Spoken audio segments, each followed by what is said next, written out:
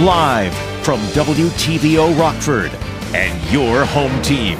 Eyewitness News at 5 starts now. Holiday preparations are in full swing, including shopping for gifts. A local organization teams up with the Rockford Police for some help checking items off the list. Meanwhile, other shoppers were able to check out a new market, why this event is important to the people behind the businesses. And an annual tradition is back at Auburn High School. The turkeys were gone in what could be record time. Good evening, I'm Taylor Castro. Thanks for joining us tonight. Rockford police officers took a break from fighting crime this morning to get some holiday shopping done for a good cause. Drea Baroni was at the 3rd annual Holidays and Heroes shopping event. Everyone's certainly in the holiday spirit here at Blaine's Farm and Fleet. Rockford police officers came out to help a few members of Gigi's Playhouse with their seasonal shopping lists. Having the officers, the Rockford Police Department, Jamie Cox, Blue 815, and Farm and Fleet working together is a perfect example of how our community comes together to support what Gigi's Playhouse Rockford does. 30 members of Gigi's Playhouse made their holiday lists and got to shopping with a Rockford police officer by their side. With money raised by Blue 815 and the Jamie Cox Foundation, Gigi's members are able to buy gifts for their family and friends. Karen Carlson is the executive director of Gigi's Playhouse. She says this is an event members look forward to each year. We talk about how our first responders truly are heroes. And so our folks have a very high opinion of these officers anyway, and then when they get to meet them in person and spend time with them interacting and get to know them on a personal level, it's a thrill for them. Not only did the Gigi's members enjoy the event, but so did the officers volunteering. It's nice. It's a little bit different duties than like what we're used to, working on the streets and stuff like that. So being able to kind of meet new people and do something different aside from normal working patrol and stuff like that, it's rewarding. Best friends. Best friends. Yeah, I'll take it. Carlson says days like these help better the entire community. Events like this make individuals with Down syndrome feel accepted and included in the community. And it also teaches the community that people with Down syndrome are more like them than different. And I think it's just great when people get to know each other on a personal level and remove those stereotypes, and we start to move toward a more accepting world. Rockford police officers and Gigi's Playhouse volunteers say they're already looking forward to next year and hope there's an even bigger turnout. Reporting for your home team, I'm Drea Baroni. It was a popular day for holiday shopping. One event reminds the community to support small businesses. The Female Energy Market has all women-owned businesses as its vendors. There's a wide range of products and services available. Organizers say it's not only a welcoming space, but an opportunity to create a community.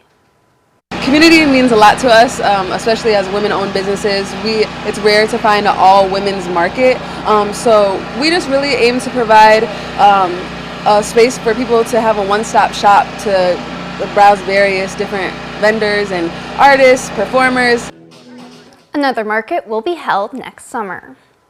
Saturday evening was a night under the stars, full of dancing and fundraising. People gathered at the Tabala Event Center for Dancing with the Rockford Stars. 6 local celebrity pairs worked with local dance studios to perfect their routines, including our very own Eric Wilson and his daughter Allison. There was a dinner as well as live and silent auctions. The night is all about raising money for family counseling services. We provide a variety of mental health services for patients and community members throughout Boone and Winnebago counties who may or may not have access to mental health services. We've had a lot of different people dancing with a lot of different local studios, and they've all put their all into raising money for mental health in our community. This is the 16th year the event has been held. Thanksgiving is just a few days away, and Rockford area families got some help with Thanksgiving dinner. The VanVleet Family Foundation held its 8th annual turkey giveaway at Auburn High School. There were 1,000 bags that each had a turkey and 2 sides. Local organizations helped with the food donations, and over 100 volunteers were there this afternoon to help with distribution. I believe we have about 140 to 150 people here today helping, and a lot of them are area basketball players from the local high schools that come in and they help volunteer and carry food out to people's cars for us. People are really suffering in our own community, and whatever small part we can play in it is the best part of Thanksgiving to me. All 1,000 turkeys were gone in under an hour. Now let's talk about what foods to feed the most important guests in our home this Thanksgiving, our dogs. Some foods are safe, while others can make your dog sick enough to send them to the vet. On the safe list are potatoes, apples, and turkey, just the meat though. Also green beans, plain peas, pumpkin, and frozen yogurt. The list of what dogs can't eat is much longer, and some of it will come as no surprise to dog owners, like chocolate, onions, raisins, and grapes. When it comes to the turkey, the American Kennel Club says don't include the bones, skin, or gravy. Ham is also on the no list because store-bought ham usually contains too much sodium and nitrates that dogs don't digest well. Breaking news tonight, a former First Lady has died. Coming up, we look at the life and legacy of Rosalynn Carter. Temperatures for us this afternoon warmed into the 50s. Pretty comfortable out there as we were a good 10 degrees above our normal. Numbers drop back a little by the end of the week. Find out if there's any rain or snow potential that could slow you down for your Thanksgiving travel. Coming up here in the First Warn forecast a little later. You're watching Eyewitness News, your home team with Taylor Castro, Reagan Holgate, and Chief Meteorologist Candace King. Former First Lady Rosalynn Carter has died. The wife of former President Jimmy Carter passed away today in her home at Plains, Georgia. The two were married for 77 years, and she leaves behind a lasting legacy.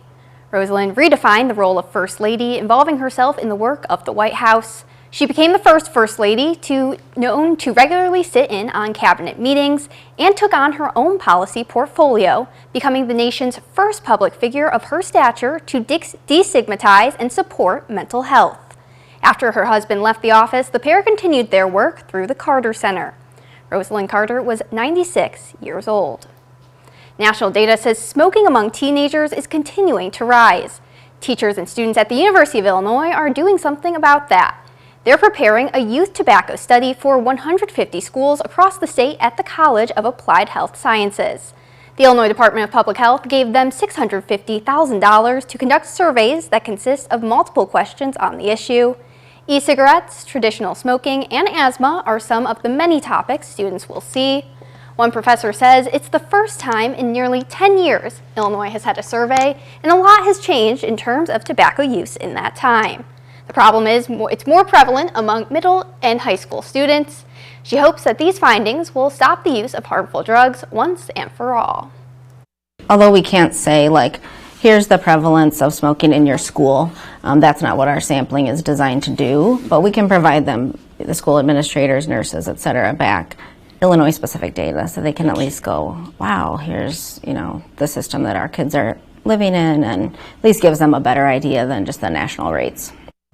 She says they plan on finalizing school choices by spring 2024. Those selected will also get $1,000 to use at their discretion. In New York City, several leaders and unions gathered to call for a stop to the Biden administration's plan to ban menthol cigarettes. A finalized FDA rule will be set in place within the next few weeks. A lot of people are worried the ban will spark an increase in organized crime as smokers try to find cigarettes from other sources. Automaker Honda is recalling nearly 250,000 vehicles in the U.S. over an issue that could cause engines to stall. The recall covers certain 2018 and 2019 Honda Pilot SUVs and Odyssey minivans, Honda Ridgelines, as well as Acura TLX and MDX models. Owners will be notified by mail starting January 2nd. We hit the 50s again today, but rain is on the way. Candace times it out and shows us a cooler end of the week. Coming up next.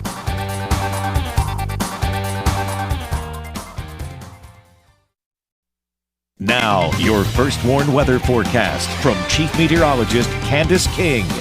Well, the weekend was pretty nice as temperatures both yesterday and today made it into the 50s. Today actually felt a little more comfortable because we didn't have quite the wind like we did yesterday. But once the cloud cover came back in, that did put a little bit of a chill in the air. Now our skies are mostly cloudy out there, but we are going to stay dry. But we keep with that cloud cover here as we go through most of the night. Cloud cover, the result of an area of low pressure off across the central and southern plains that for the most part will stay to the south of us, but it will pull in some moisture and eventually we'll see some some rain showers from that. We can already start to see the rain moving in across Omaha, stretching down through Kansas City. All of this will gradually work in our direction. Now, it has a lot of dry air to overcome, which is why most of tonight and the better part of our Monday looking to stay mostly dry.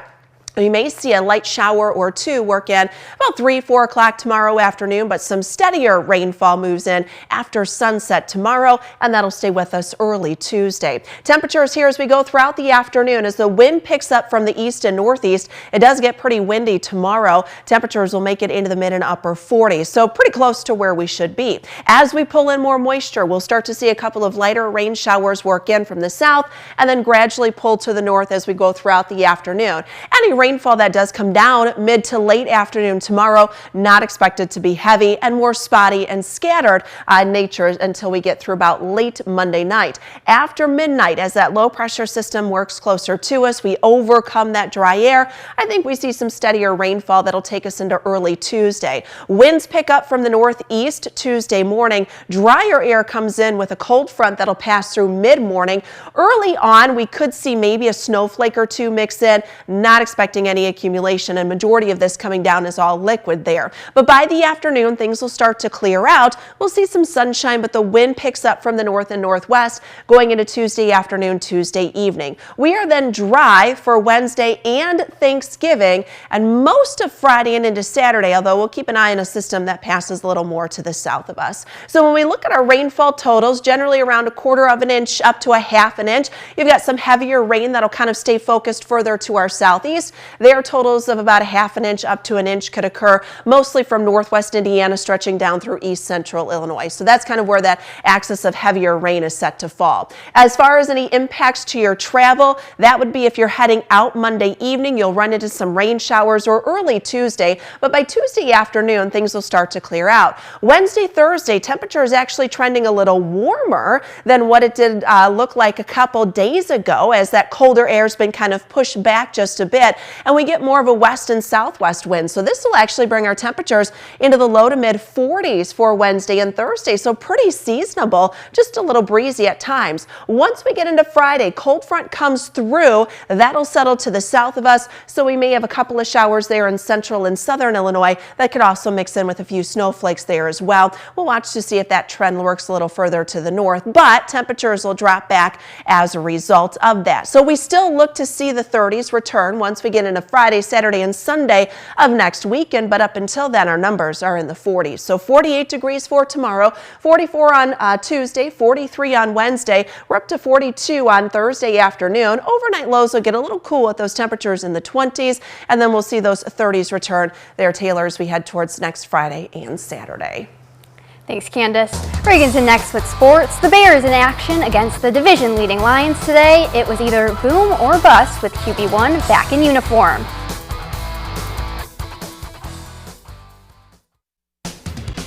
Now sports with Reagan Holgate. The Bears had a great opportunity to go into Detroit today and take one from the first place Lions. And for most of the game, everything looked to be going the Bears' way until it didn't. Justin Fields was back in action after missing 4 games. We picked things up in the third quarter. Bears down 1. Fields steps up in the pocket and delivers a dot to DJ Moore, a 39-yard score, and the Bears are on top. Bears up 12 after a pair of field goals, but this game is far from over. 3 minutes to play, Jared Goff hits Jamison Williams, 32 yards for 6, and the Lions are back in. Lions force the Bears 3 and out in just 26 seconds. Then it's David Montgomery on offense. He punches it in. Detroit good for 2, and they go up 3. One more chance here for the Bears, but Aiden Hutchinson gets to Fields, strips him, then Darnell Wright kicks the ball out of the end zone for a safety. And that's your ball game. Detroit with a stunning comeback win, 31-26. The Bears drop to 3-8. The Packers were hosting the Chargers up at Lambeau today. 2.5 minutes left in the fourth here. Packers down 4. Jordan Love has Romeo Doubs. He goes up and gets it. Packers go 75 yards in 6 plays to take the lead. But the Chargers have a chance. 2 chances, actually. Went 3 and out on their first and then got the ball back again here on 4th down. Justin Herbert's pass is batted away by Kenny Clark. And Green Bay holds on to win it 23-20. The Packers will take on the Lions next in Detroit this Thursday on Thanksgiving. So here's a look at the NFC North standings after those two games. The Lions are running away with first place. This is the first time in over 60 years that Detroit has been 8-2. Josh Dobbs and the Vikings are looking for their 7th win tonight as they take on the Broncos. The Packers still in 3rd, improved to 4-6, and the Bears are in their favorite spot in last place, now 3-8. In more league news, according to a report from Fox's Jay Glazer, Aaron Rodgers wants to return to practice with the Jets on December 2nd. Rodgers tore his Achilles in Week 1. The injury is usually a season-ending with a lengthy recovery, but Rodgers is attempting to return after just 3 months. The star quarterback is reportedly eyeing New York's Week 16 game against the Commanders, but he will only do so if they're still in the playoff hunt. The Jets are currently 4-5. They need to win over the Bills today to keep their playoff hopes alive.